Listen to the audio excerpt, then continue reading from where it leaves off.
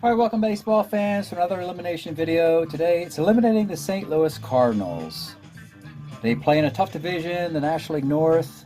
They had the worst record in the National League a year ago, but they improved by 8 games overall, and they got into the second round of the tournament, faced a buzzsaw Atlanta team. They had some great performances this year.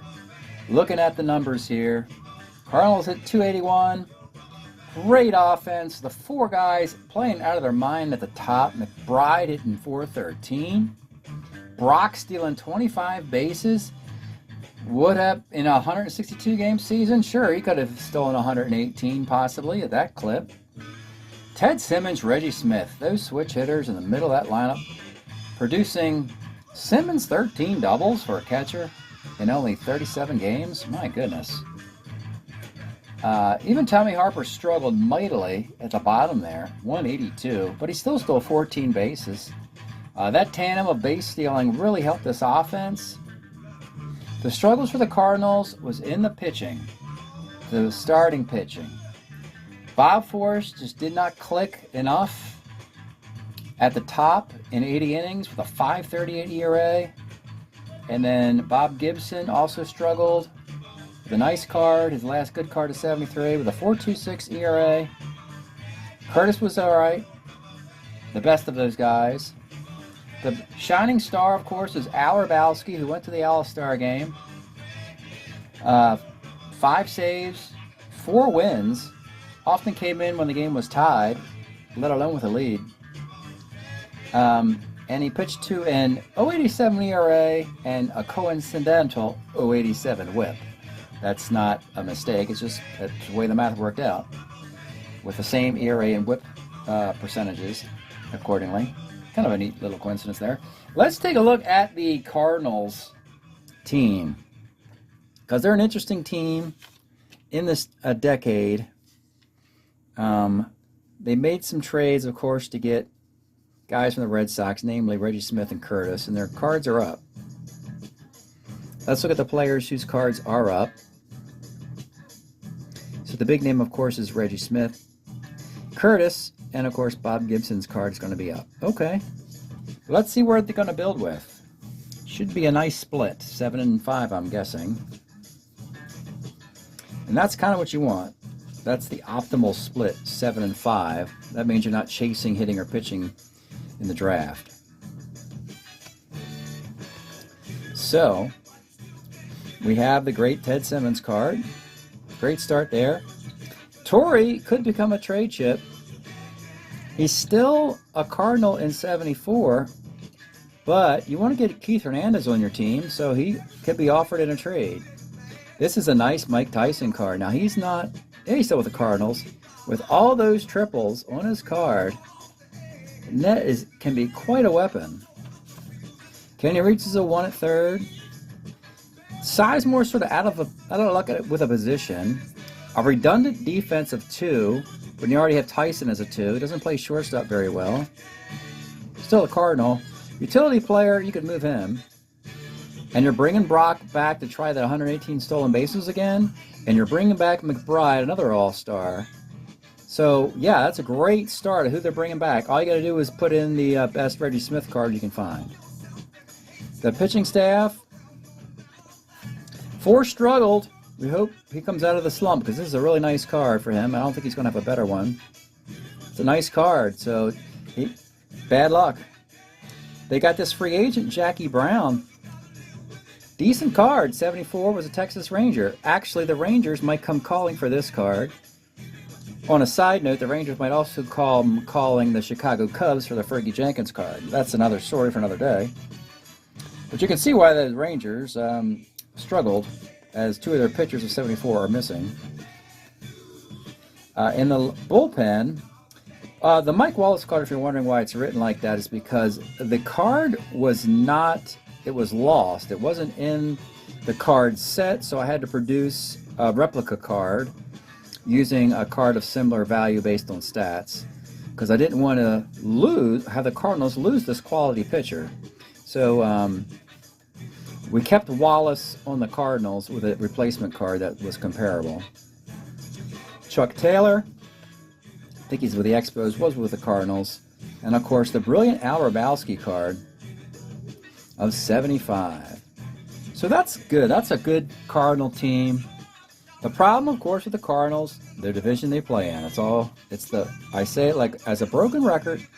This is a really nice baseball team, but boy, from March, April, May, all the way through, they have tough matchups for year after year after year during this timeline, with the Reds and Pirates mostly at the top of this division. So with that, let's take a look at who they decide to keep, put on waivers, and retire from 1973. All right, for the Cardinals, the first player to evaluate is Mike Adams. He was a free agent, brought in for depth, pinch hitting appearance. Statistically, he has this nice 73. That's the only card he's going to have. It's just a 212 batting average, but the on-base and slugging are pretty good in a limited sample. 381 on base, and that's why they acquired the card, to get on base. Didn't play a lot because they simply had enough production out of the outfield they had. So he was a man without a position. He doesn't have another card. He simply goes onto the retirement list. But that is at least a mention for Mike Adams. We'll go to the Cardinals, and we'll put him on the retirement list. Column 3, 1 token. All right, next up, Tommy Harper. Tommy Harper struggled with the batting average, but he did have some stolen bases. His last good year in 73 with Boston. Nice card. Now he starts to have so-so seasons through 76. He's not their property anymore. He was still with Boston.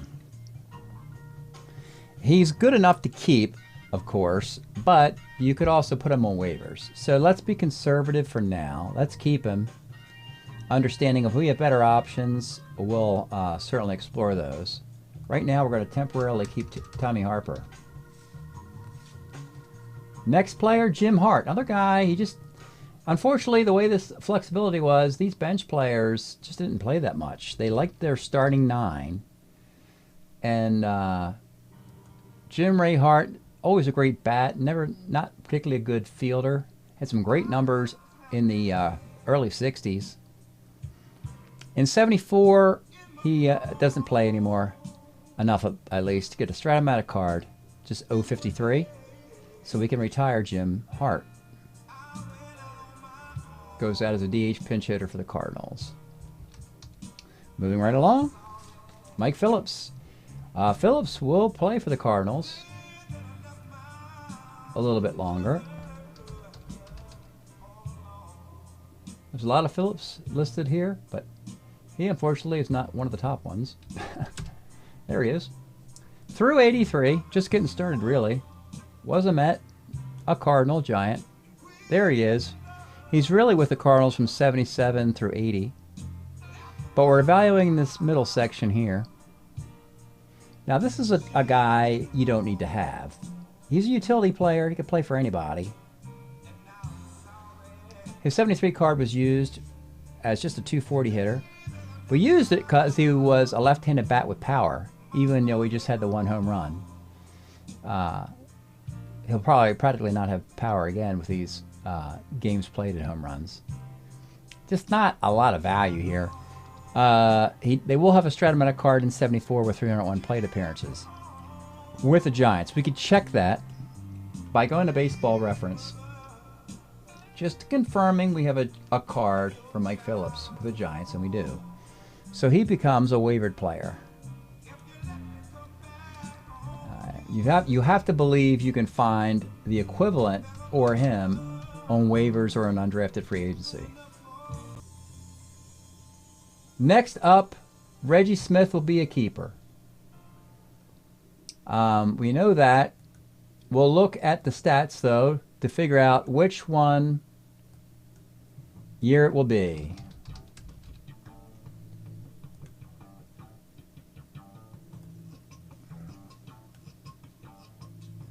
So 73, he put up a 913 OPS. 74, it's almost identical, but it's in 2 different leagues, which is really fascinating.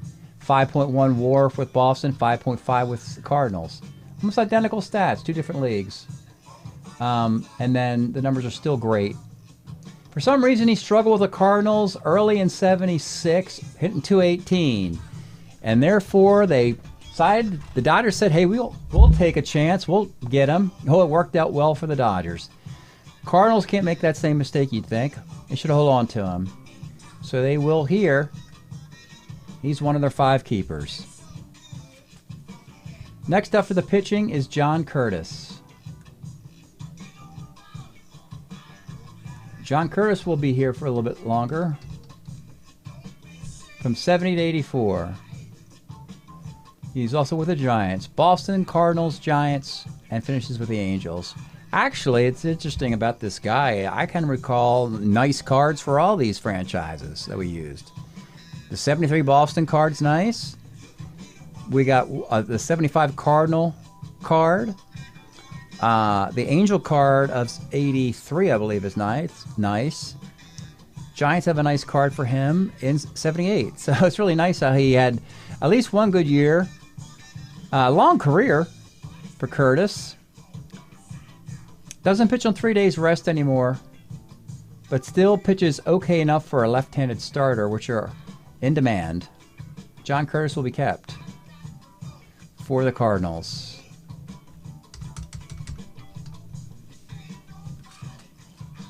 Next up is Bob Gibson. He will be kept. We're gonna fully run him back with a 74 card. We'll take a look at 74 and 75 for your Hall of Famer.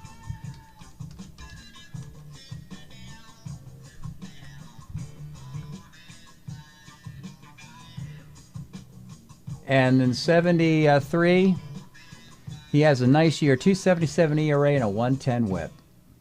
Look at that WHIP from ages 32 through 37. He's still beyond the miracle, the magical, 67, 68, so forth. It's still the 1.11 WHIPs. Finally, in 74, he looks mortal with a 1.41 WHIP, and then 75, he actually has a bad year in 109 innings. But we're going to keep him in 74.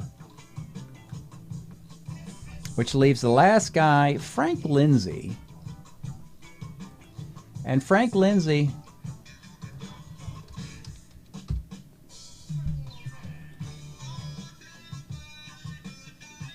Frank Lindsay,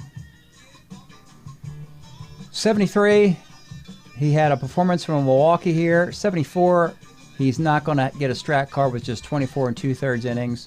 He was a Cardinal in 70, which is one of the reasons they got him. Was better off in the 60s, late 60s. Really good pitcher. Look at these numbers in the late 60s here.